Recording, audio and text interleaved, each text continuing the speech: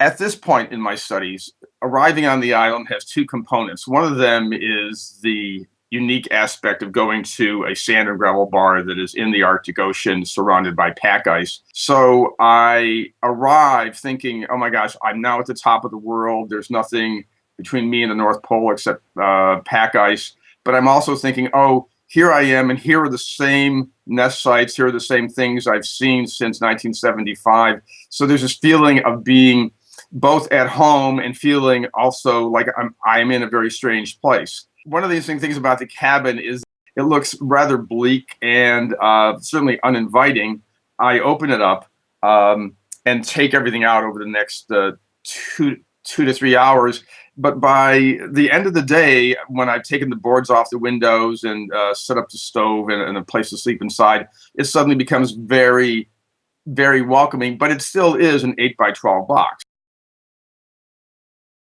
Black guillemots are a black and white seabird that is about the size of a domestic pigeon, but much more striking. It has red feet and a red mouth lining, mainly black plumage with two very large white wing patches. So guillemots, because they want to live next to the pack ice, want the ice to be close to the island so they can find Arctic cod, which is a very high-fat fish that they want to feed their young. And as the ice started to retreat in the 1990s, and then certainly in the 21st century, guillemot parents were having a harder time finding food for their young. And as that started to become clear, I realized I have to keep this study going because the ice is retreating. The guillemots are annually trying to raise their young here, and they're having a harder and harder time. For the first 28 years of the study, I saw polar bears only 2 to 3 times. But in the past 3 years, most importantly, in 2008, 9, and 10, there's been essentially no productivity on the island. There have been no young produced in the guillemot nest sites because of polar bears wandering the beach, looking for food, flipping over nest sites, and eating the guillemot young. After I saw the polar bears wreck every nest site that I've had on the island, and even the very large boxes, which I could never move, the bears could just push over with no problem. I was thinking, well, maybe I could build a concrete nest site or something like that and put rebar. And then as I was packing things into a plastic case, my camera gear and things like that, I realized, this would be a pretty bear-proof nest site if I drilled a hole in one side and then cabled it down to anchors in the ground.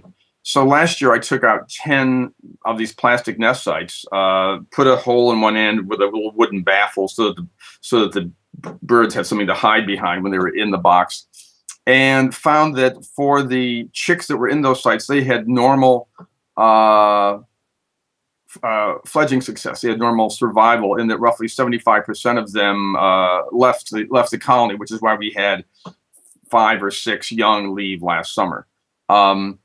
If I'm able to get, with time, the bulk of the 150 pairs to breed in these cavities, in these plastic cases, it can return to being a colony that has at least fledging success close to what the colony used to have.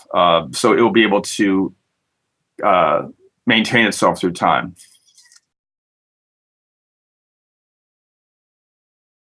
It used to be that when I was leaving the island, there'd be from 150 to 200 guillemot chicks that had just left the island, and I had seen them leave.